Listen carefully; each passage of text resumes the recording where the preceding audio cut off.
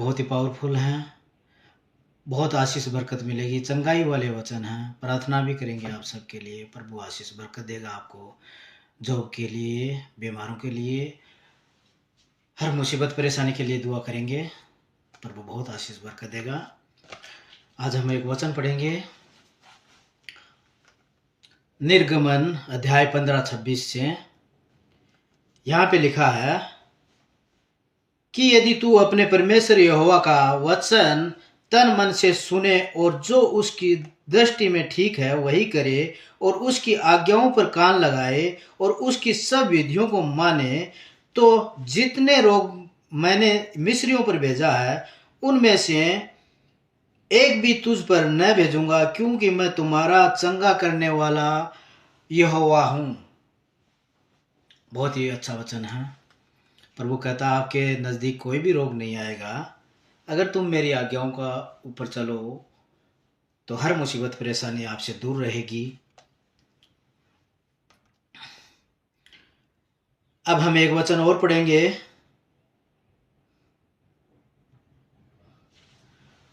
भजन संहिता अध्याय 147 में से 3 का वचन। यहाँ पे लिखा है, वह खेदित मन वालों को चंगा करता है और उनके शोक पर मरहम पट्टी बांधता है। आमीन आमीन। वचन सुनते रहिए, बहुत आशीष बरकत मिलेगी। प्रभु आपको संभाल के रखे, चंगाई मिलेगी आपको। अब हम एक वचन पढ़ेंगे यिर्मयाह से,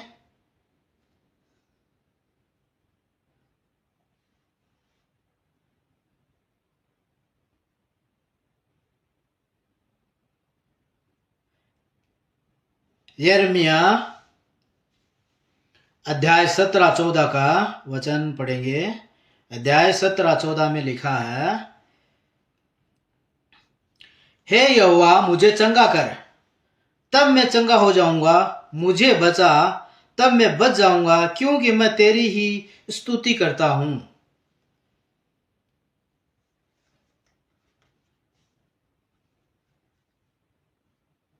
पत्रस पत्री 1 में से हम एक वचन पढ़ेंगे।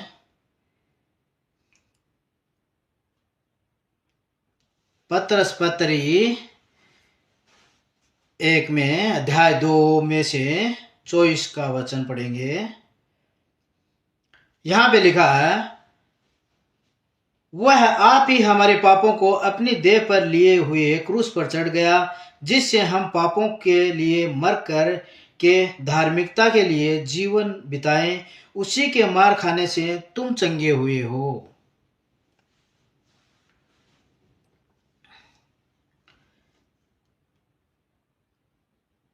अब हम एक वचन पढ़ेंगे यशायाह भविष्यवक्ता के में से, यशायाह भविष्यवक्ता में से अध्याय 53 में से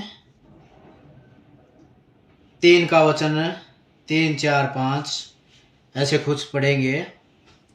प्रभु आशीष बरकत दे सभी को। यहाँ लिखा है, वह तुच्छ जाना जाता और मनुष्यों का त्यागा हुआ था। वह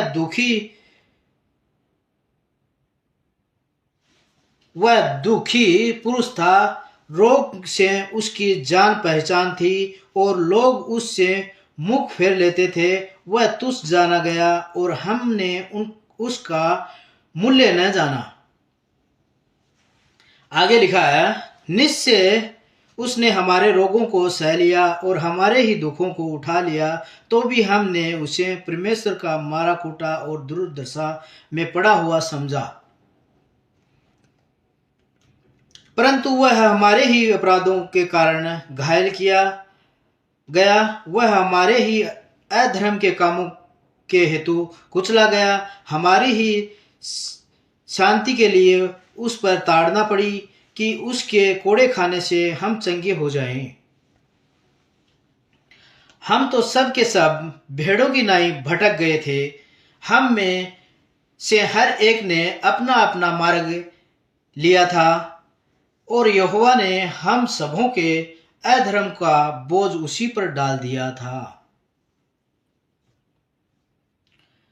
वह सताया गया तो भी वह सहता रहा और अपना मुंह न खोला। जिस प्रकार भेड़ बंद होने के समय वह भेड़ी ऊन कतरने के समय चुपचाप शांत रहती है, वैसे ही उसने भी अपना मुंह न खोला।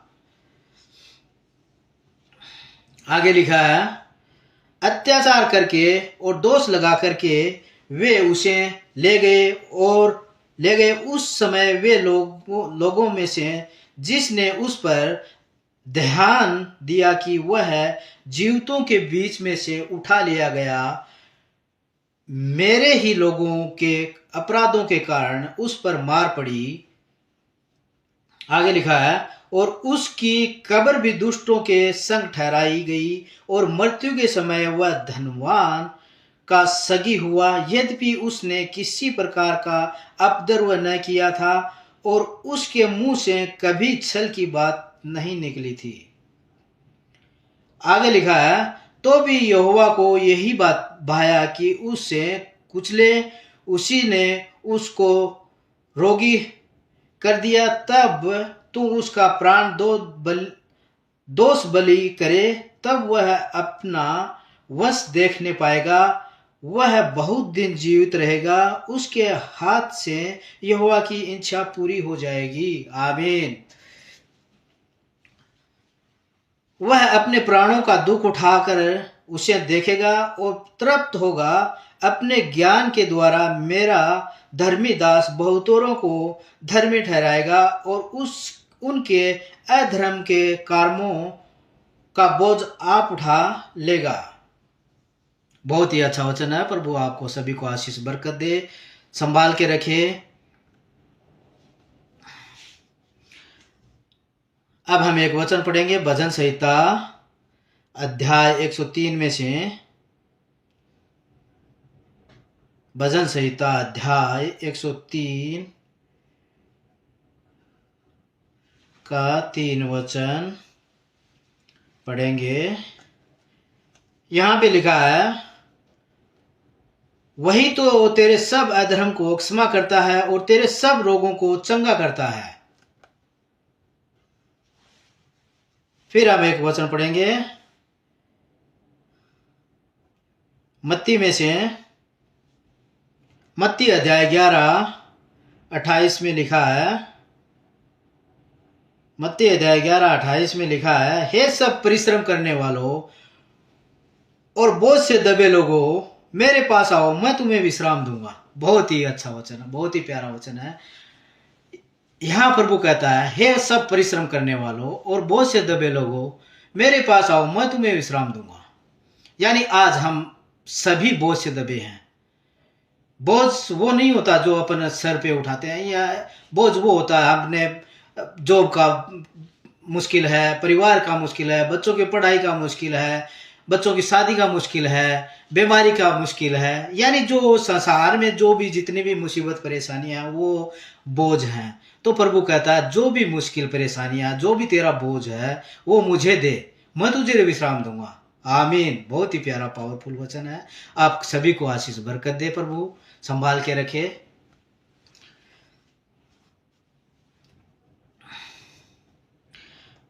फिर हम एक वचन पढ़ेंगे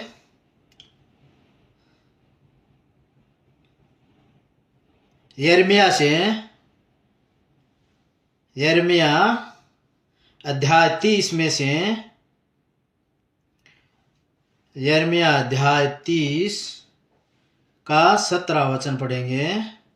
यहां पे लिखा है, मैं तेरा इलाज करके तेरे घावों को चंगा करूंगा, यहोवा की यही वाणी है, क्योंकि तेरा नाम ठुकराई हुई पड़ा है, वह तो सिय्योन है, उसकी चिंता कौन करता है।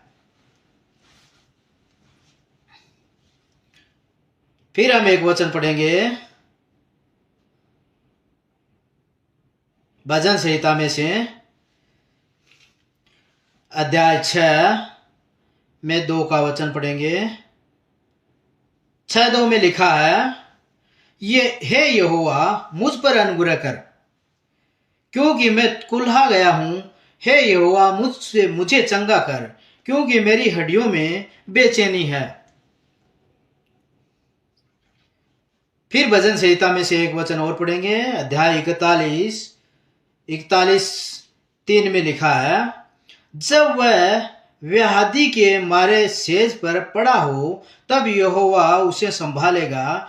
तू रोग में उसके पूरे बिछोने को उल्टकर ठीक कर देगा। आमीन, हालेलुया। बहुत ही अच्छा वचन है, बहुत ही पावरफुल वचन है। प्रभु आशीष बरकत दे, सभी को संभाल के रखे। फिर हम एक वचन पढ़ेंगे मरकुस में से अध्याय 5:34 में का, अध्याय 5:34 में लिखा है, उसने उससे कहा, पुत्री, तेरे विश्वास ने तुझे चंगा किया है, कुशल से जा और अपनी इस बीमारी से बची रह। यानी विश्वास ने चंगा किया है। विश्वास होना बहुत जरूरी है।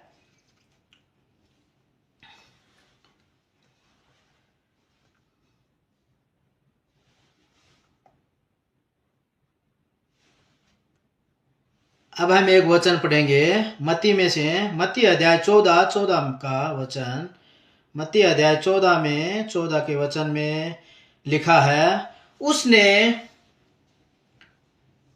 निकलकर बड़ी भीड़ देखी और उस पर तरस खाया और उसने उनके बीमारों को चंगा किया।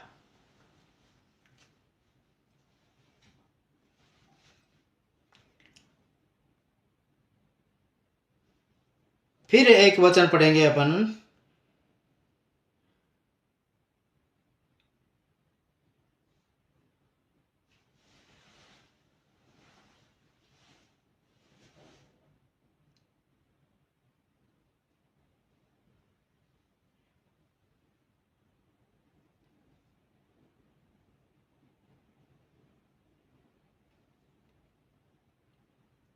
प्रभु सभी को आशीष बरकत दे, संभाल के रखे, हर मुसीबत परेशानी से बचाए।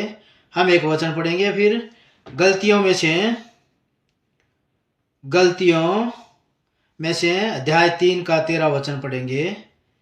अध्याय 3 में से 13 का वचन पढ़ेंगे। यहाँ पे लिखा है, मसीह ने जो हमारे लिए श्रापित बना, हमें मोल लेकर व्यवस्था के श्राप से छुड़ाया, क्योंकि लिखा है, जो कोई काठ पर लटकाया जाता है वह श्रापित है। फिर हम एक वचन पढ़ेंगे रोमियो में से, रोमियो अध्याय 8 में 11 के वचन में लिखा है, रोमियो अध्याय 8:11 में लिखा है, और यदि उसी का आत्मा जिसने यीशु को मरे हुओं में से जिलाया तुमने बसा हुआ है, तो जिसने मसीह को मरे हुओं में से जिलाया वह तुम्हारी मरणहार देहों को भी अपने आत्मा के द्वारा जो तुम में वसा हुआ है जिलाएगा। आमीन।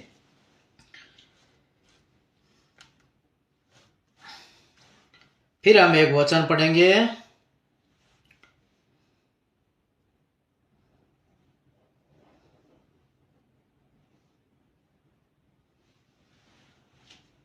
उत्पत्ति अध्याय 1 में से 30 का वचन पढ़ेंगे। यहां पे लिखा है,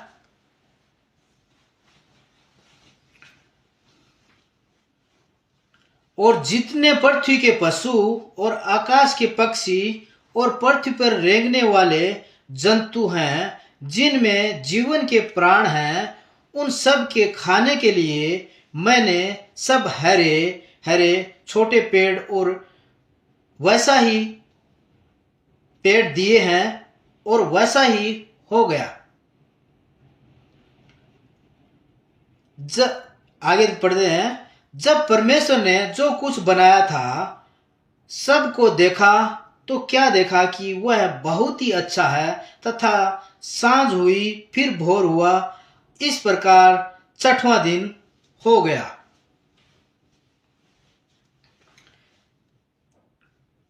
फिर हम एक वचन पढ़ेंगे।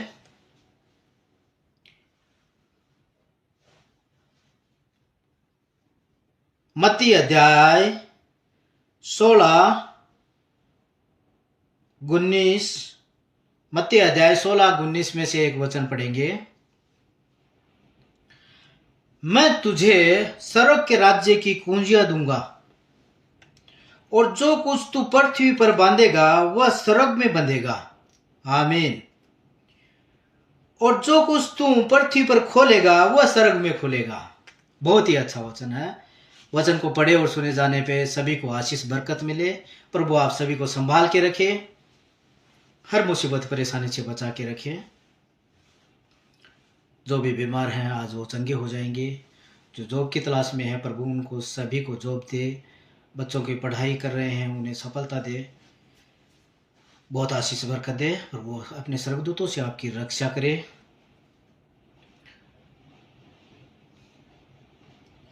फिर हम एक वचन पढ़ेंगे भजन संहिता में से, भजन संहिता 91 का अध्याय पढ़ेंगे।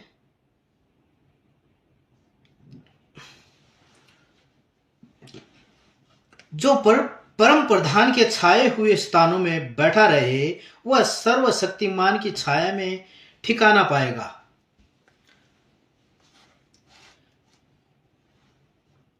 मैं यहोवा के विषय कहूंगा कि वह मेरा शरण स्थान और गढ़ है, वह मेरा परमेश्वर है, मैं उस पर भरोसा रखूंगा।